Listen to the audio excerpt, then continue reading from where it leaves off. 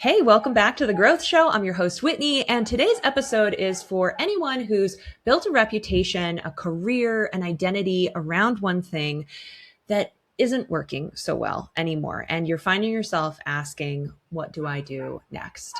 My guest today is Anna Reisdorf, MSRD, founder of GLP-1 Hub, a media and education platform helping people navigate GLP-1 medications with clarity, confidence, and evidence-based guidance. After years of being known as a health writer and dietitian, Anna saw a massive gap in the GLP-1 space and made the shift from writing agency owner to company builder and content creator. In this conversation, we are talking about reinvention and pivoting, acting on big ideas, making money from your content, and lots of practical advice and inspiration for other dietitians who are looking to grow. So Anna is just so great at keeping it real and transparent, honestly. Her story really is an inspiration and honestly a masterclass as well in building a business off of content creation. So let's get into the episode. Hello and welcome to the podcast, Anna. I'm so excited to have you here. Thank you so much, Whitney. I always love talking to you. Yes. Yeah. You and I, we go way back. We've known each other. I think you were like one of my first dietitian entrepreneur friends, and you were an early client of mine as well. I did brand work for your first business, and now we're still supporting your website. So yeah, we go way back. You've been in the game. You've led the charge. You had a great Facebook group too. I know I'm giving you a lot of accolades, but you absolutely deserve them. And you're also just a lot of fun to hang out with and talk to. Thank you. I'm excited for that. And what we're going to talk about today is that you have gone through somewhat of a transformation. You've made some changes in your career. And so what you and I started working on when we started working together is different than what you're working on now. And so let's just start there. So you really started your career and you built real credibility and success as a writer and running your writing business. And you had writers on your team and you built a whole thing. So what made you realize that it was time to shift gears? So I had this big team of writers. There was 10 content writers that worked for me at the peak of it. Jeez. And it was all dietitians. They were all dietitians. So we did writing for mostly supplement brands, but other food brands, things like that. Mm-hmm. And I thought that this was just going up and up and up and up. There was every year that the revenue would double for that business. Oh, wow. And then all of a sudden in 2024, clients started taking their writing internal. So they started saying, "Oh, we're not doing this anymore. We're going to bring it in-house. We're going to bring it in-house." Yeah. And I probably lost 4 or 5 clients that year. And unfortunately, also at that time, I decided I had a course where I taught other dietitians to become freelance writers. That was through my Facebook group that used to be called RDs Who Write. And at that time, I decided I'm going to spend up $5,000 or $8,000, I don't know how much it was, on this course launch on running ads because it's going to be the biggest launch of the world. I didn't actually have that money. I put it on a credit card. Yeah, because you're thinking that the launch is going to pay for those ads. And I had the successful course for a while.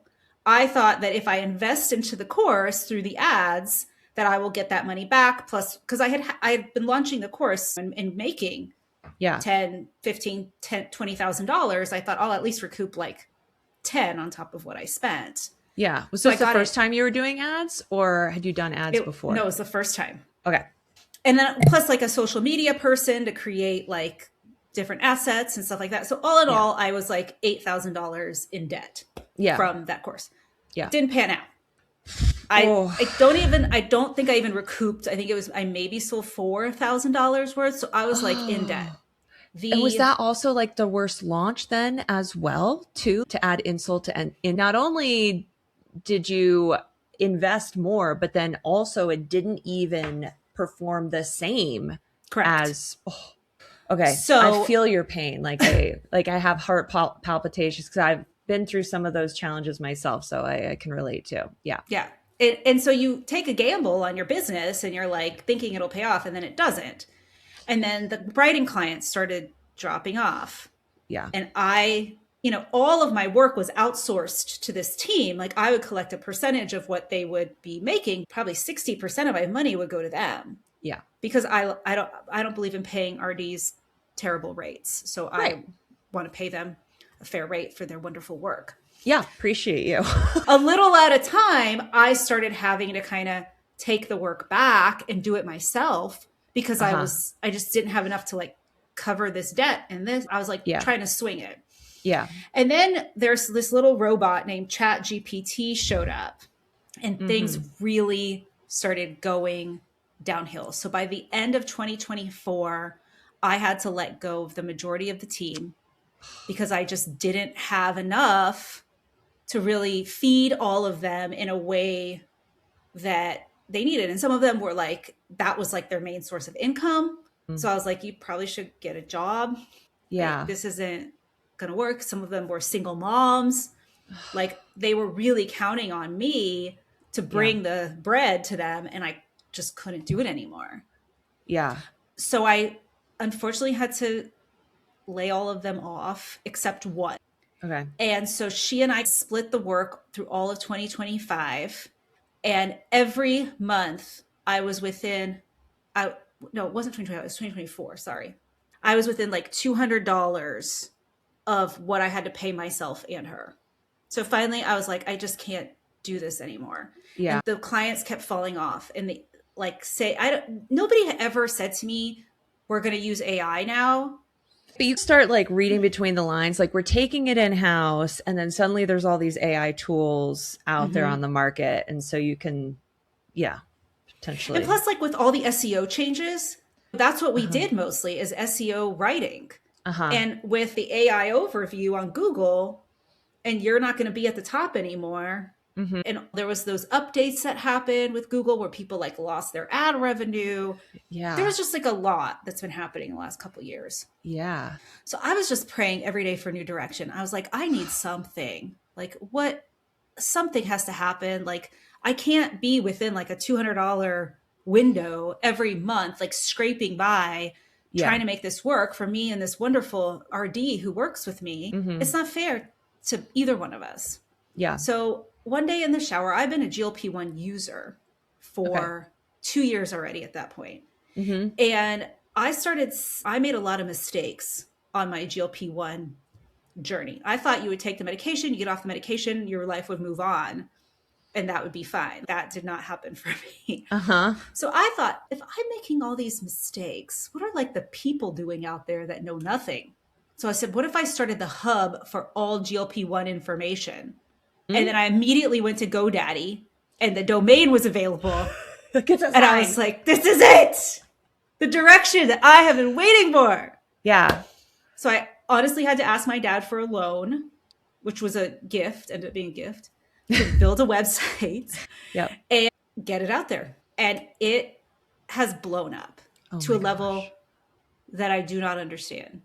I'm so happy for you, first off. And I just want to acknowledge this. I really appreciate you being open and honest about the struggles that you had, the investments you made and the calls that you made, because I think for so many business owners, we keep those failures or those things that like didn't pan out behind the scenes because it's like, how could you have made that decision and all of that? Whereas you were making the most informed decision that you could at the time. It is just so freaking challenging to try and, I tell people, read the tea leaves to, okay, what is the market telling me? Like, is the writing market right now telling me that I need to pivot, that I need to stop, that I need to keep going? Nobody knows. I know I had a podcast episode at the end of last year sharing that I had a tough year last year too. I think it's the state of the world. It's probably been going, like you said, you were experiencing in 2024. There's just stuff that's shifting. Granted, we're going to talk about the success that you're having. So I think also it's a reminder that it does not mean that like we're all just on this hill that's slowly going down. But it is important to know, like, when do you wait it out? When do you keep trying? Do you say, actually, I need to go in a different direction? And do you know, is it more for you just, okay, I've been in this business long enough. I've been through dips before. This is different. than what I've experienced? Or were you also, I'm actually tired of this too, and I want to try something different? I think it was both. One, I think maybe it was 2024, I sent over 2,000 cold pitches and I got 4 calls and 0 new clients. And I'm like, I can't physically send more pitches than 2,000. Yeah. Like that is the max of my abilities. Yeah. And so if you just repeatedly hit your head against a wall and you're like, no one is buying, no one, you try this and you try that and you spend money and you buy the course and you do like at some point you have to be like, something is not working here. Of course I have conspiracy theories. Oh, I'm blacklisted on the internet or whatever, but right. I found no proof of that. As much as you tried, you wanted to think that it was you. Yes. So, that kind of stuff. Yeah. And then I was just like, ask like the universe or God or whatever, and just say, give me a direction here. This is not working. Something is wrong. Yeah. How can you go from doubling your revenue every single year to 4 calls out of 2,000 contacts? I don't know what more I could have done. Yeah. I think it's also just a reminder too, that so many of us, I think, want and hope for a business that's, once we get to this point, it's just going to be smooth sailing, or it's just, we're going to have it finally figured out. That's just not the reality. Nothing is guaranteed. Nothing, you can't really count on many things. I think the most thing you can do is be saving your money. But of course we're trying to invest. And when you're seeing revenue double, and so it's invest it back into the business, hire more people, let's grow, let's keep riding this. So it's also not, let me just take all the profits out of the business and be stashing them away for when the inevitable happens. That's not a great, approach to have either. But I think just being realistic that all businesses go through these phases that you can't always predict. And honestly, because I've been doing some soul searching, like I think I'm always soul searching, to be honest with you. Every couple of weeks, I'm journaling like half a page in my journal on the weekend, being like, what is the meaning of all of this? But I think that also it's just bravery, because I've been thinking about what these people that are seemingly successful are out here continuing to do things and continuing to show up and seem to be growing and growing and growing. And I think this is going to be also a testament to you as well, as I just think a lot of it is bravery to keep asking those questions of, okay, what is my best estimation of what's going on here? What is my best guess of what I could be doing next? Because the fact that you are dealing with all of this stuff and then still had the bravery to then go to your dad and get a loan and be like, I'm going to launch something new, that requires something that not everyone has. Sure. And his response was, how do websites make money? And he still gave it to you. Did you tell him? Yeah. Oh, good. Yeah. Yeah. But it was just, God, I need to start a new business. Can I have, I don't know, it's $4,000 or something to get it done. Yeah. And he's, how do websites make money? So. I was like, how am I going to recoup? He didn't ask for it back. He didn't ask for it back. But I wanted to give it back, but he didn't ask for it back. But still. Yeah. Oh, man. Yeah. I think what's really cool, and we'll get into it, is that it's not, yes, you changed your business and you're not doing what you're doing, but you took the skills that you developed over many years and clearly applied them pretty well. Before we get into like this new idea and concept, was there just to let go of the prior business and the prior direction, what was the hardest part of letting go of this identity that you had, that you were known for this thing, especially when that thing had worked in the past and you had, was there any kind of identity stuff that was hard for you? I think it was similar to what I had gone through when I brought on the team, and that I was a writer and I thought my clients were all going to fire me if I was like, oh, now this team is doing the writing and I'm not doing it anymore. This was similar in that I didn't want to tell anybody because I didn't want to lose work because of it. Like I still have some writing work. Okay. Mm-hmm. And I didn't want to alienate my existing clients because I've had them for a long time. There's one company that I've worked with for almost, 8 years. Like, and so I didn't want to be like, I do this now and I don't do that anymore. I haven't really done that. Like people are still coming here and there for writing, but it was more like this new identity. Like I was hesitant to like change my email signature and go of that kind of stuff. Yeah. So make it like, this is what I do. before it was vetted, before actually any made any money from it. Yeah. But now you're probably a little bit more proud to have it in the signature. Right. Sounds like. Okay. So when you started GLP-1 Hub, what told you that this was bigger than just starting a blog and some content and building it into a company and a whole thing? I think it's just how little information there was from reputable sources. I started doing research and started seeing, okay, like, what are there RDs talking about this? Are there doctors? There's so few still. And so the biggest voices in this space are users. It's people with hundreds of thousands of YouTube subscribers and and like the stuff that they're saying is just wrong. So I just saw such a space in the market, and I felt like a lot of RDs were hesitant to jump in because it's so new and we don't have all the research and they want the evidence and the this and the that. It could be polarizing. Like, I mean, the weight loss thing, using medications, there's that too. I'm sure you thought about, are some RDs going to just absolutely hate you? Yeah. No, what are you going to do? What are you going to do? Sometimes I think if you're doing something right, then they hate you. Or not the RDs, but people. Yeah. The people. So yeah, I just saw such an opportunity for good quality evidence in this space that I was like, this is just lacking. And then this medication is not stopping. There's 46 new ones coming down the pipeline. Like this, they're expecting like 80% of the population to be on this thing soon. It's crazy. It's not. AI and GLP-1 are the two hottest topics in the world. Yeah, that some people were like, oh, it's going to be a whole, it's a bubble or whatever. And it's, yes, there's been hype, but it's not going away. Yeah, very cool.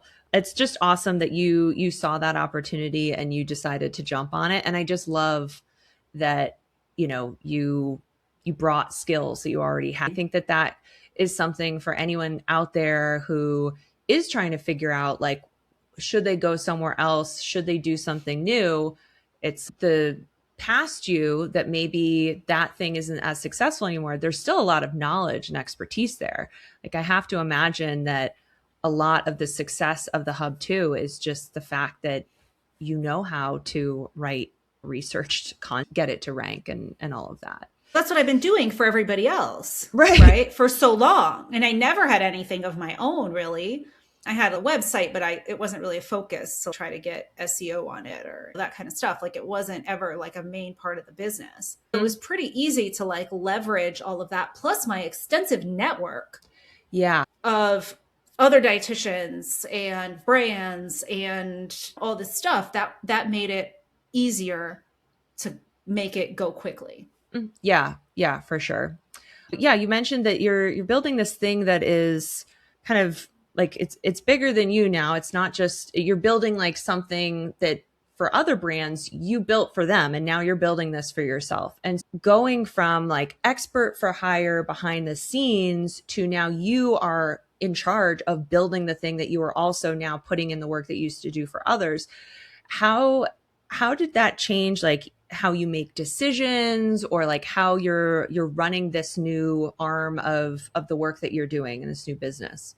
Some of it is similar because the channel is really sponsored by brands, right? Okay. So it's similar to pitching writing. It's just I'm pitching podcast sponsorships or YouTube sponsorships. So it's just a little bit different, but like first place I went was all those clients that I had, those writing clients, like, oh, hey, I'm doing this new thing. You want to try? So that made it a little bit similar, but now it's like really the nitty gritty details that are a little bit more challenging. Like, where does the email flow lead from this video and those types of things that are hard to keep track of.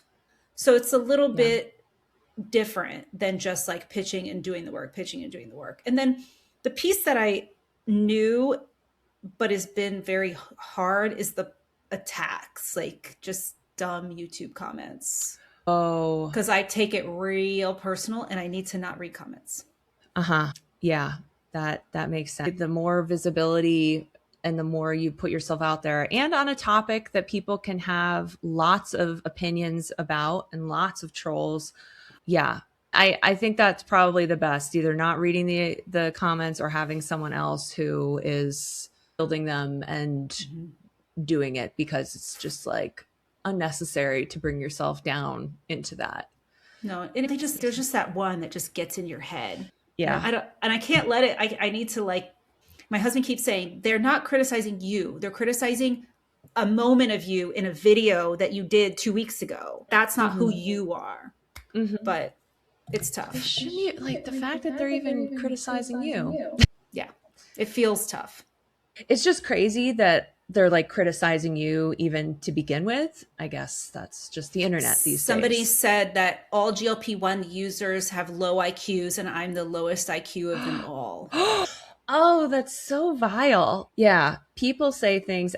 I'm sure, especially this was my coach was telling me to be more bold. And I think that is a bit of my challenge, is that I just don't want anyone having a feeling that I'm like saying something that's going to offend them. Like, I'm just very worried about people and what they think, and I want to please everyone. But honestly, it's, yeah, you can't control the people out there and behind the screens. Like, it's just, yeah. All right. Yeah. Sorry about your trolls. It means you're doing something right, I think.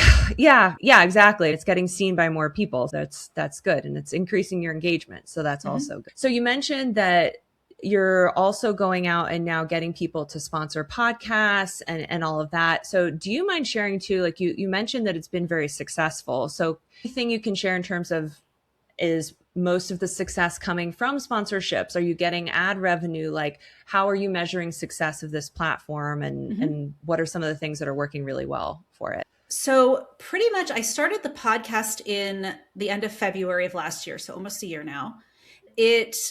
Right away, I started doing sponsorships, really low dollar ones, $250 for the month, like just to show that I could do it. So it's like really over deliver.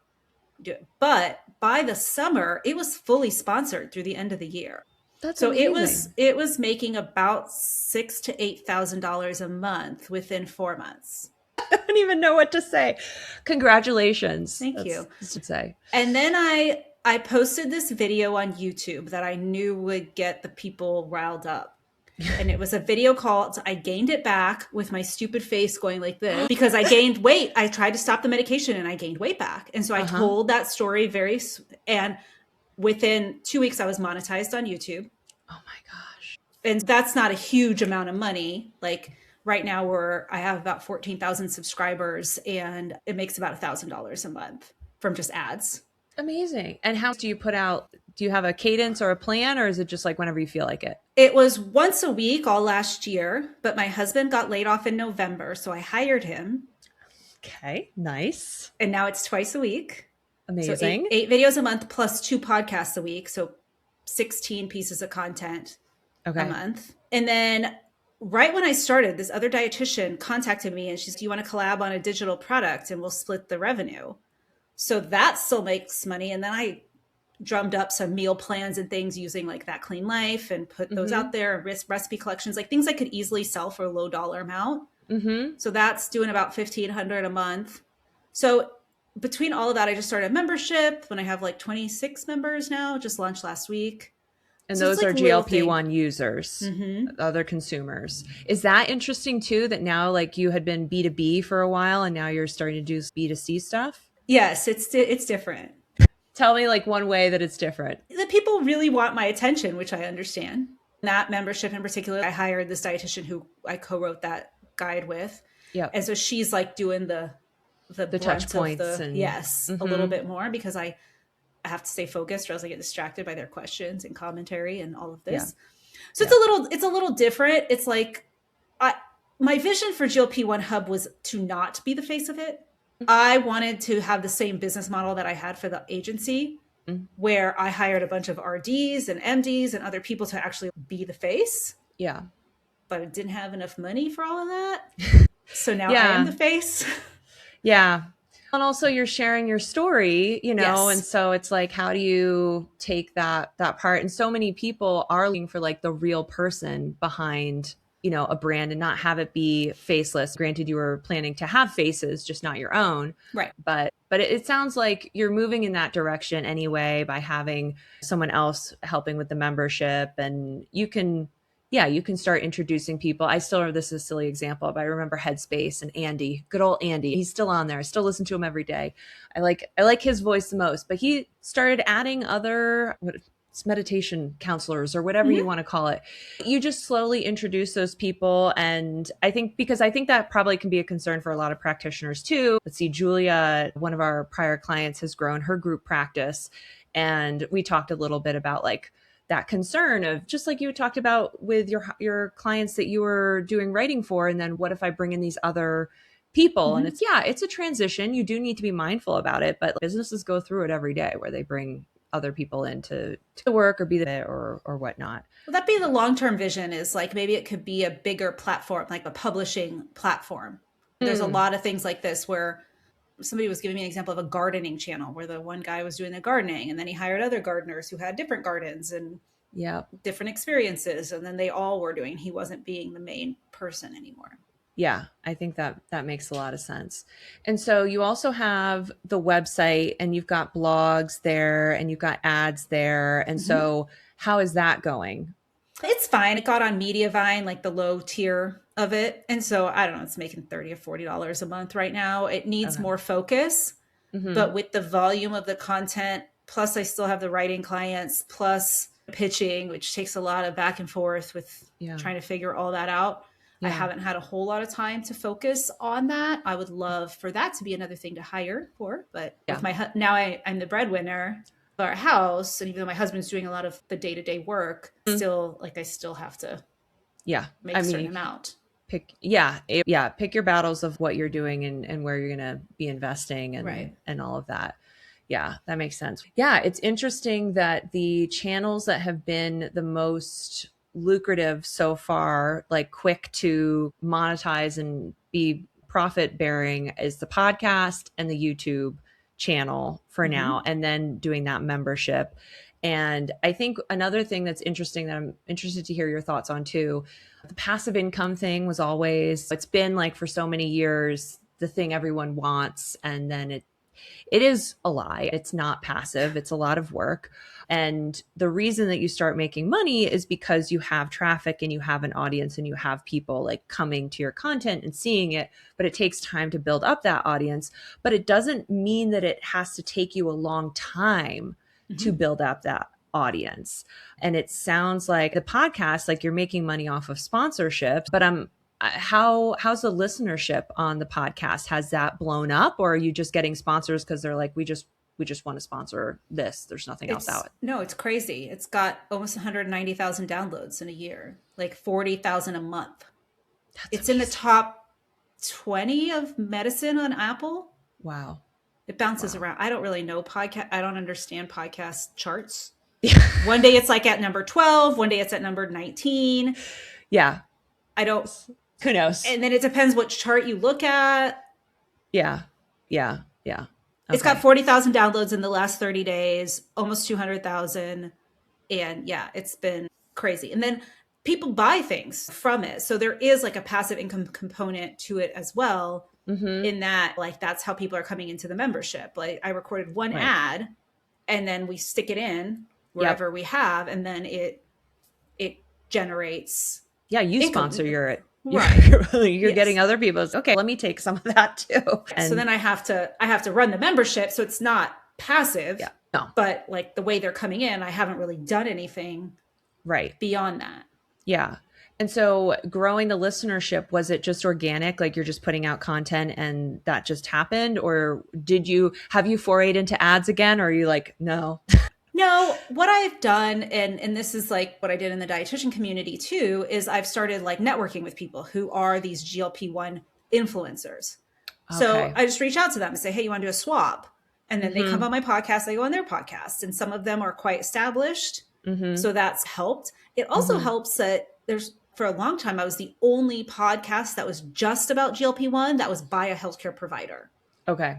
All the other ones are by like users or whatever. There's another one that just came up that is run by a big podcasting company that has doctors and other people come on, and they're stealing my they're coming my podcast list. No, they like are reaching out to my friends who have been on my podcast to go on their podcast. And I'm like, These are my personal friends. Yeah, it's a little close. It's a little weird. And yeah. I know it's coming from me because there's some of them are real random, like people who I have personal friendships with that wouldn't be on the radar of big podcast circuit. Yeah. So it's obvious like what they're doing. Anyway, whatever. I'm not going to concern myself about that. So I think that just helped. And then even just the dietitians, like from my network, a lot of them tell me that they listen to it. Yeah. They're getting questions from their clients one way or another. And so they just want to be educated and hear it from you versus, someone who isn't credentialed is just speaking. It's great speaking from your personal experience, but that's not what you can go and give a patient. Right. So that's interesting that you built a lot of it by basically going into other people's audiences and showing up and borrowing audiences. That's what we're doing. And I think that can be one of the fastest ways to grow is instead of trying to build everything from the ground up and, I'm going to start an Instagram and I'm just going to try and get followers and post every day and, have people find you. It's no, go to where the people already are, other audiences that have already been built by other people, and show up there and give value and show why they should be listening to you too. It doesn't mean you're stealing the audience. You're sharing it. You're giving people another thing that they can listen to. People can listen to multiple podcasts. Sure. It's fine. Definitely. Yeah. Okay. So that's interesting. Another question I have is how are you picking the topics for these podcast episodes and these YouTube videos to make sure that they're hitting on the points that people want to hear?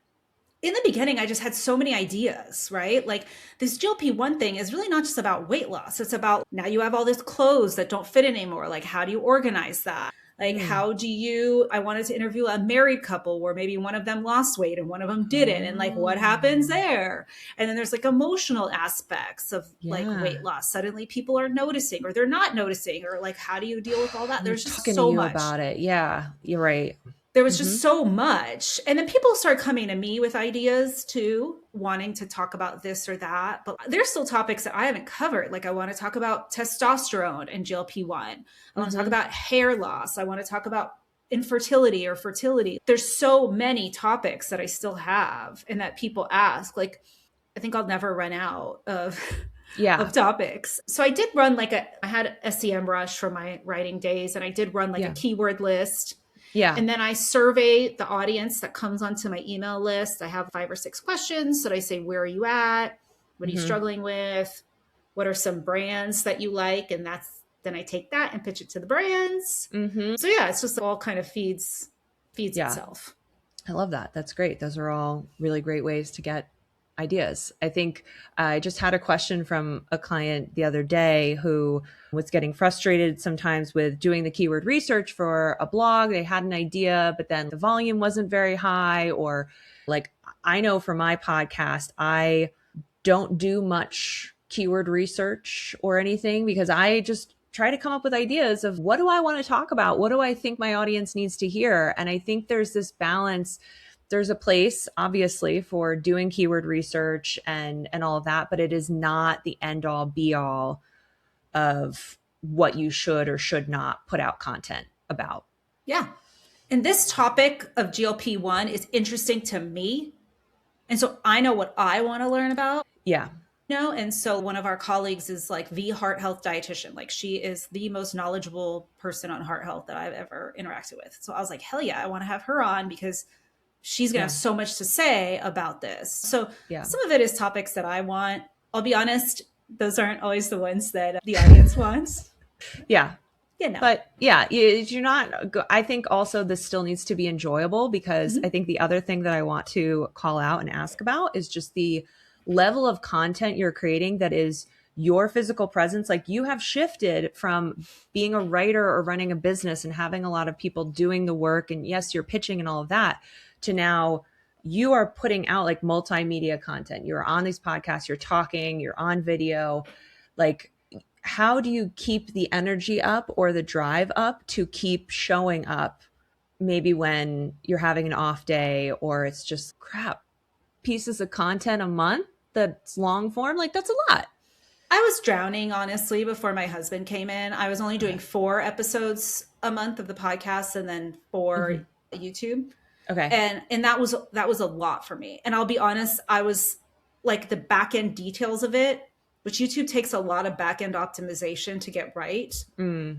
I was doing a half-assed job with that because I just couldn't do it all. Plus, like I said, I still have writing clients. It's not like I'm sitting here on the other days. Yeah. So I think there's still a lot of room for improvement on the type of content, especially on YouTube. Sky's the limit. Look at Mr. Beast. You know what I mean? Like you could have a whole production company and it could never end, the quality that you can go to. So it's not perfect. I will say that now that like, I don't really have a choice. Like my husband is there. He's ready to go. Let's do this. Let's film this. That makes it a little bit easier, but it hasn't always been the same. But like consistency is the most important thing. So I was going to get out these podcast episodes. And honestly, the podcast's not that hard because it's really just the guest. And so as long as I can get them, it's pretty easy. It's more, there's always more to do. I'll say that I'm at 60% of what I think it could be right now. But in less than a year, I feel like I'm doing good. Girl, you're making more money a month than there's a lot of people that would be more than happy to be seeing that. And I know, you have goals. You're also now, it's okay, 2 incomes having to be supported by this. So I totally get and respect that, you have bigger dreams for it. I also think the fact that you've been able to put like just pivot and put all this content and grow this and, really completely shift and keep it going is a huge accomplishment. And what you're saying about consistency and just getting stuff out there. And I think it's hard for many of us in this profession because we do want things to look a certain way, to be polished. I think we consider ourselves to be professionals and want to put that out there. And it could feel embarrassing that we're putting out a video on YouTube where like it's dimly lit or grainy or the sound's not good or the editing's not polished and all of that. Because when you're looking at like the Mr. Beast or even somewhere in between, like sure. It can feel embarrassing. Like sometimes I feel embarrassed about what I put out because I'm just like, this could be so much better. But then I have to remember, but at least I did it. And like I look back, like there's a video that was sponsored very early on that I edited myself. I was really proud of it. I think it looks terrible now, but it has 18,000 views. I got paid to do it. It's still getting views and I can use it as look how much I've improved since that. And everybody's got to start somewhere. Like you can always go back and find Mr. Beast posted his first video the other day of him saying when he was 17, all I want is 1,000 subscribers. Please, can someone God will help me. Begging on the internet. Yeah, and also I think there's something to be said. There was this move, or maybe there is still this move to like more of the micro influencers, more to the user generated content. Like people are not wanting necessarily like these huge polished productions. And obviously, we want things to be like interesting to look at and not like cringy that the sound is like grating in your ear or something like that. But to also think that everyone wants and is looking for something that's really super polished and well-spoken and all of that. Just because that's what we're seeing a lot of doesn't mean that that's actually what is going to get the most interaction and engagement and views. And there's so many things that go into it. And it's such a learning curve with all of these things, like just like writing. Yeah. I remember you were the person that told me you should do H2s on your writing in the blog back in the day. You're like, you need H2s. You told me that. Oh my gosh. And I feel like that's like a basic writing SEO thing that I didn't know. And I had been writing for a long time when you told me that. So there you go. There we go. Appreciate that call out. Yeah. And actually what you just said was what I was going to bring up too. Is like, you can't learn. And I've said this before on the pod, like practice, like you can't learn, you can't get better if you don't do it first. That one, if you want to get better at baseball, but you're like, I do not want to go up to bat until I know that I can hit 4 home runs in a row. Like, it's just not possible. And so you have to make that first video. You have to appear on that first podcast. You have to write that first blog, send that first email to your list, put that first post out there, go to that first event, and it's going to be cringy. It's going to be uncomfortable. Like not going to be fun. Like maybe it's going to be awesome. I think a lot of us also don't give ourselves enough credit, but also, yeah, when you look back at it a year from now, like it's probably not going to be as good as you are now, but Sure. you have to start. You can't give up. No, that's the thing. Got to be consistent. Keep showing up. That's all you can do. Yeah, I really appreciate all that you've shared. This has just been so amazing. And I think just diving into what it looks like to build a platform and all these other ways that you can be generating revenue from content. If content creation is something that someone listening is really enjoying, or something that they want to start on the side while seeing patients or something like that. And that I think blogging was such a big focus a couple of years ago. Mm-hmm. And there's just so many other things that you can be doing. And even if it feels uncomfortable to start, it's try it, see what you like, try some different things, see what's out there. We need, and I'd assume most of your listeners are RDs. We need more RD voices, please, especially on YouTube. Yes. Okay. All right. And good. Just don't read the comments on there. They're bad. Yeah, I think that goes for all platforms. But yeah, I mean, I think that marks then a great opportunity, like you had seen as well, to do it. And I think another lesson is to not overthink it. Like I'm sure you did some heavy thinking and deep thinking about it, but you probably could have talked yourself out of it as well had you tried. There's things like this episode will be airing like a little bit later, but we launched a Facebook group and I could have talked myself out of it. I could have gone and asked you, and you probably would have told me horror stories as well as great things. And I probably could have been like, I don't know that this is the right thing. And I'm just trying to be better about talk yourself out of it. Just do it. So just do it.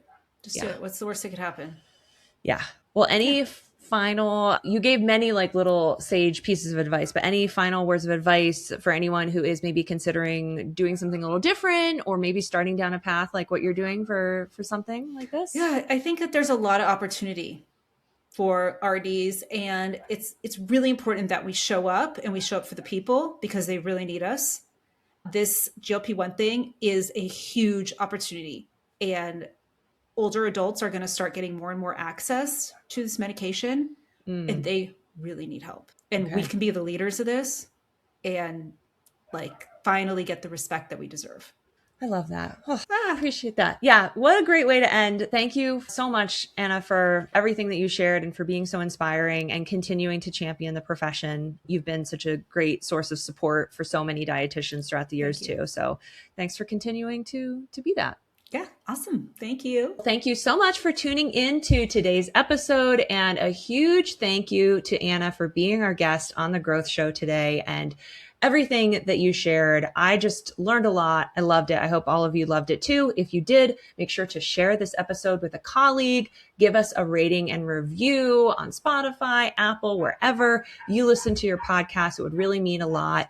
And also make sure you check out Anna's podcast, GLP-1 Podcast. Check out her YouTube channel. Visit her website. You can do that by checking out the links in the show notes or just by searching GLP One Hub in all of the places. So thanks again for listening. Thank you to Anna, and I will see you in the next episode.